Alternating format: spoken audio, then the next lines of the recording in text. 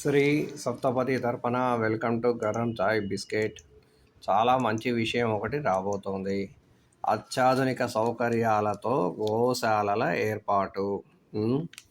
చాలా పెద్ద విషయము, మంచి విషయము. డిజైన్లు పరిశీలించిన సీఎం రేవంత్ రెడ్డి గారు 5 రోజుల్లో తుది షెడ్యూల్ ఖరారు.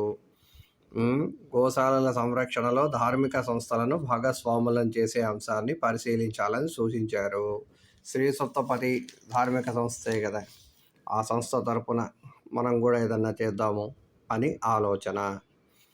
ప్రణాళికలను రూపొందించారు.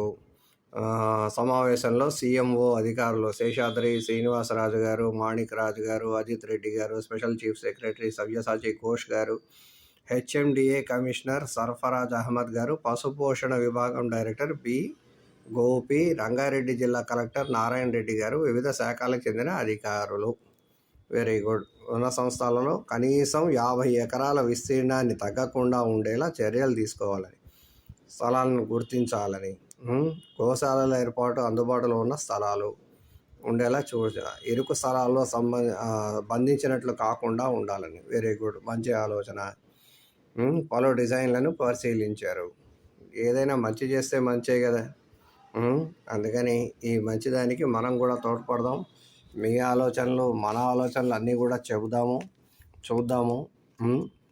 మంచి మోడల్ కింద తెలంగాణని డెవలప్ చేద్దాము. అది విషయం. మన ధార్మిక సంస్థలు ఎవరెవరు ఉన్నారో వాళ్ళందరూ కూడా ముందుకు రావాలని మనవి. ముందే అప్లై చేయాలా, ఎలా చేయాలో శ్రీ సప్తపది ఒకసారి చెక్ చేసి చూస్తుంది. ఓకేనా? మీకు హెల్ప్ చేయడానికే మనం ఉన్నది. అందరం కలిపి ఒక అడుగు ముందుకేసి మన గోవులని, మన ధార్మిక సంస్థల్ని కాపాడుకుందాం.